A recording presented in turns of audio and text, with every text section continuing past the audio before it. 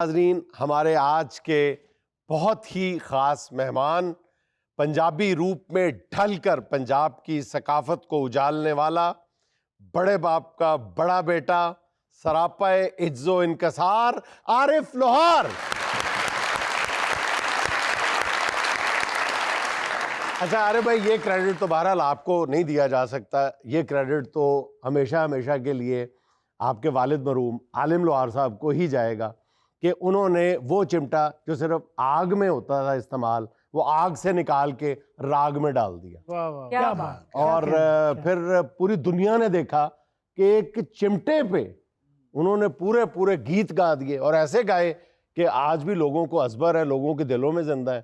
और फिर उनके बेटे ने वही रवायत जिंदा रखी अरे और फिर उनके बेटों ने आगे से रवायत जिंदा रखी। माशाल्लाह तीसरी नस्ल तक ये चिमटा जो है वो पहुंचा। मेरे अल्लाह का करम है कि आग से निकाल के उसको अमन की आग बना के हर बंदे के सीने में डाल दी। वाह क्या वाह। और बात है कि वो चीज़ जो फ़कीरी होती है, जो फ़कीरी सिखाती है, जिसकी ताल से आवाज़ से लोग जो हैं वो मुस्तफ़ीद होते हैं, जिनसे पता चलता है कि हमारे रूट्स क्या हैं। मेरे पाकिस्तान को अल्लाह ताला ने इतना नवाजा है कि इसमें अगर आप देखें तो सूफ़ी जो हैं उन्होंने जो इल्म दिया है हमें, मैं समझता हूँ इससे मुस्तफ़ीद होना और उस आवाज़ को, वो जो अंदाज़े बयां था कि मेरे वाले साहब ने उसको बड़े पूरे जे तरीके न, ओ सुन सुन मत्ता हो गए चले। अब बात है कि सुन सुन मत्ता हो गए चले। हाय हाय। हाँ जी, मानी की पूरी दुनिया आबाद है। ओ सुन सुन मत्ता हो गए चले, यानी वो बंदे सुनने भी चले हो जाते हैं। किसी ने पूछा कि यार आलम लोहार तो आप सुनते हैं तो फिर क्या फ़र्क महसूस होता है कि आलम लोहार की आवाज़ में और दूसरे लोगों के, दूसरा कोई आर्टिस्ट गाता है तो हमें पता चलता है कि फ़लाँ आर्टिस्ट गा रहा है, हमारे मुल्क की शान है, वो बहुत पहचान है उनकी और बड़ी हस्ती अल्लाह ताला ने पैदा की हमारे मुल्क में। जब आलम लोहार गाता है तो फिर मुझे लगता है मैं गा रहा हूँ। क्या बात। तो ये चीज़ें होती हैं। देखिए, ये आप जैसे मर्जी चिमटे को ले जाएं, आप फिर फखर साडे को ले जाता है कि मेरे आस्ते इन्ना ही बड़ा है कि मैं उस शख्सियत दा बेटा वां जिन्हों सुन के लोकी ਜਿਹੜੇ ਨੇ ਉਹ ਕਹਿੰਦੇ ਨੇ यार ਅਸੀਂ अपनी मां नाल प्यार करना सीखा है और अपनी धरती मां नाल प्यार करना सीखा है। तो मेरे लिए प्राइड है आपके दरमियान बैठना, आपके इस शो में आना। मैं विकी साहब और मेरे बब्बू जी हैं, मैं क्योंकि शॉर्ट नेम है से ही मेरा लाड है, आपका लाड है, आपका प्यार है। सलामत रखें। और लाला जी, जो सबसे बड़ी बात है ना, अल्लाह ताला ने आपके खानदान का एक पैकेज बना के भेजा है। अल्लाह ताला ने, मेरे नज़दीक जो मैं अपने अल्फाजों में बयान करना चाहता हूँ, यह है कि अल्लाह ताला ने कहा कि आलम तुझे कुल आलम सुनेगा। नहीं, मेरे पास एक कैसेट पड़ी हुई है जो अखाड़े में रिकॉर्ड की गई। हाँ जी, मैंने अखाड़े अब्बा के साथ अटेंड किए हैं। अखाड़े उसमें कोई फैसिलिटीज नहीं होती थी, सब बैटरी का सेट लगा होता था और उसमें एक स्पीकर लगे होते थे, तो उसमें माशाल्लाह से वो गाते थे। ये जरा वजाहत कर दें, हमारी यूथ को क्या पता ये बैटरी कैसे आप घरों में, अब बैटरी के साथ तो सबका है क्योंकि यूपीएस लगे हुए हैं सबके। हाँ जी। तो वो बैटरी के साथ एक हॉर्न चलाने वाला सेट लगा होता है, तो उसके अंदर वो स्पीकर के अंदर गाना और फिर लाउड स्पीकर उसे कहते थे। और मैं साथ जाया करता था उस अखाड़े में। अच्छा, वहाँ टेपें नई आई थी ये वाली, जिससे लोग रिकॉर्ड किया करते थे। आलम लोहार थे आया तो असी गाना रिकॉर्ड करना। जैसे आजकल मेरे तीनों बेटे मेरे साथ जाते हैं, लेकिन लड्डू जो है वो थोड़ा वायरल है, जो आलम लोहार जूनियर। सबसे पहले तो बात है कि वो लोग पूछते थे यार आरफ ही नहीं आया, आलम साहब आज आरफ ही नहीं आया।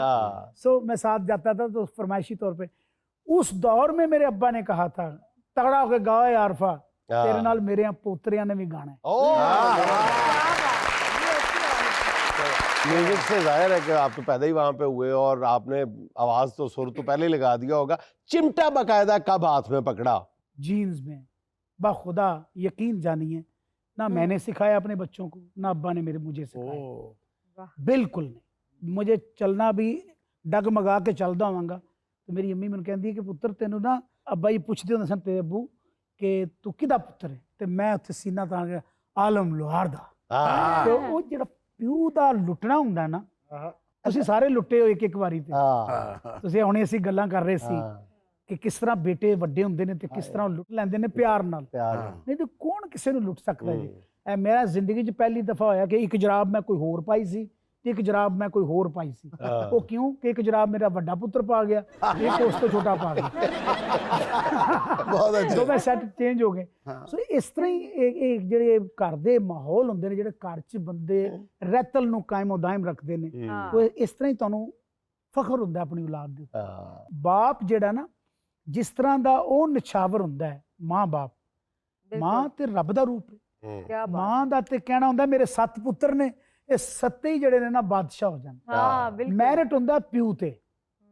ਬਾਪ ਦੇ ਕੋਲ ਆਣਾ समझ लो तुसी रब दी कुदरत दे कोल आ रहे हो, मेरा रब राजी करन लगे। अच्छा अरे भाई, आपका ताल्लुक बाकायदा लाला मूसा शहर से है या किसी करीबी गांव से है? हम लाला मूसा के रहने वाले, मैं तो पैदाइश लाले मूसे की हूँ। लाला मूसा शहर मैं लाला मूसा शहर का, लेकिन मेरे अब्बा का जो है गांव आच गोच। आच एक गांव है, गोच दूसरा गांव।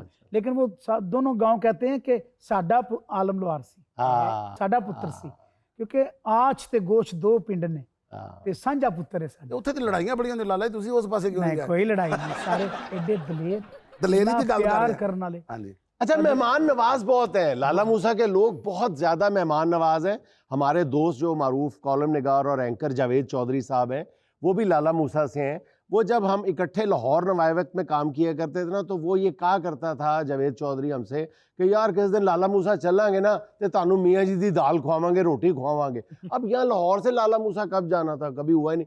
फिर हम दोनों ने इकट्ठा ज्वाइन किया, इस्लामाबाद से पाकिस्तान, रोजनामा पाकिस्तान निकला, और हम हर हफ्ते वीकेंड पे अखबार जो गाड़ी लेके आती वैन, उसमें आया करते थे।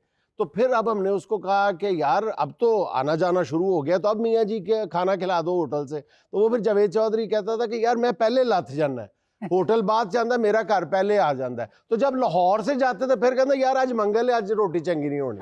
वो दोनों तरफ अवॉइड कर जाता था, उधर से आते हुए भी इधर से आते। तो मेहमान नवाजी तो लाला मूसा के लोगों की कमाल देखी। लेकिन एज ए फ्रेंड उन्होंने ऐसा किया होगा। आप अभी हर हफ्ते आया करें, मैं वहां बैठा हुआ, कोई ऐसी बात नहीं। ਲਾਲਾ ਜੀ ਨਾਲੇ ਉਹ ਕਹਿੰਦੇ ਨੇ ਮੰਗਲ ਨੂੰ ਕਹਿੰਦੇ ਸੀ, ਮੰਗਲ ਨੂੰ ਨਾਗਾ ਹੁੰਦਾ ਦਾਲ ਦਾ? नहीं है दाल था, ਛੋਟੇ ਗੋਸ਼ਤ ਦੀ ਦਾਲ ਹੁੰਦੀ ਸੀ। ਉਹ ਜਵੇਦ ਚੌਧਰੀ ਸਾਹਿਬ ਨੂੰ ਇਸ ਤੋਂ ਨਹੀਂ ਸੀ ਬਣਨ ਦਿੰਦੇ, ਉਹਨੂੰ ਪਤਾ ਸ਼ਿਕਾਇਤਾਂ ਲਾਉਂਦਾ ਹੈ।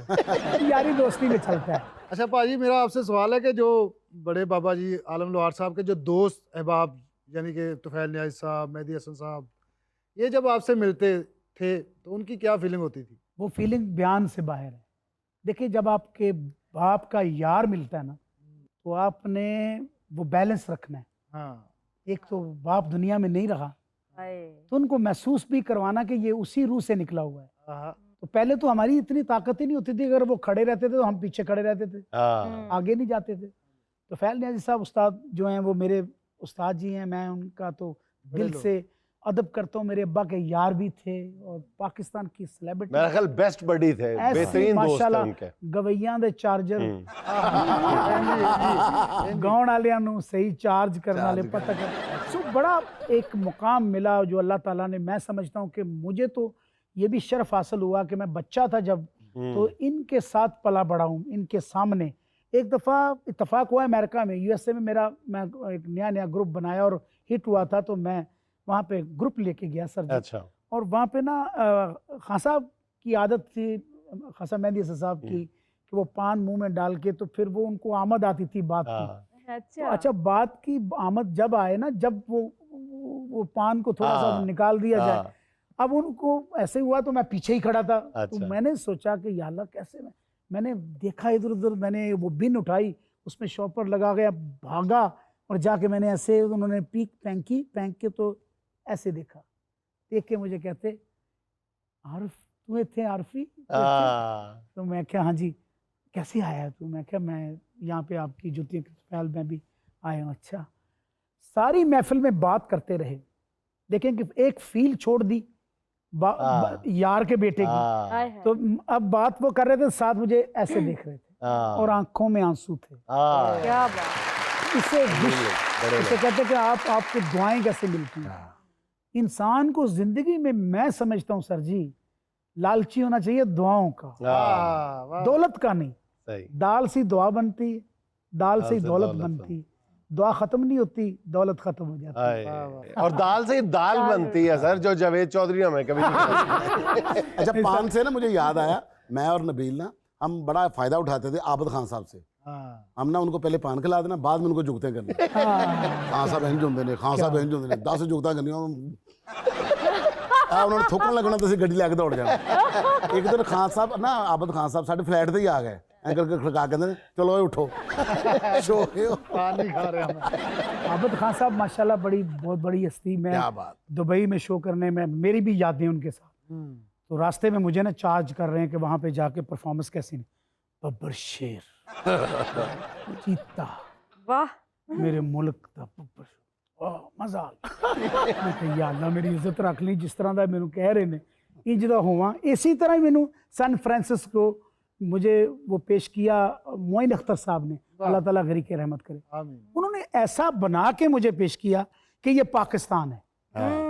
अब मैंने बताना था भी मैनू जड़ा दसिया गया मैं वो सच हाँ। हाँ। तो जाके मैंने ऐसी परफॉर्मेंस की, 8-10 फुट की ऊंचाई पे स्टेज था, कुछ स्पॉटलाइट चल रही सी, मैंने पता मैं बिल्कुल नके ते सा किनारे ते मैं परफॉर्म करदा करदा थले डिग पे तो डिगया ते बड़ी गुज्जी सट लगी मेरी स्पॉटलाइट मैनू लभ रही तो पिछे चल जग्गा जम्मिया ते मिलनो चल रहा वो चल रहा। तो हुण जग्गे दा गाना ते जग्गा जग्गा नहीं, जग्गा ते मस्कीन डिगया पे ते मैं कहा या अल्लाह जगह बचाएगा कि मैं मेरा मालिक। खैर जो इंज स्पॉटलाइट आई है तो मैं इस तरह से इथों ही इंज उठ के मैं करके दाद मेरी बड़ी ਤੁਸੀਂ ਇਹ ਵੀ ਕਹਿਤਾ ਹੋਣਾ ਜੱਗਾ ਸੁੱਜਿਆ ਤੇ ਮੇਰੇ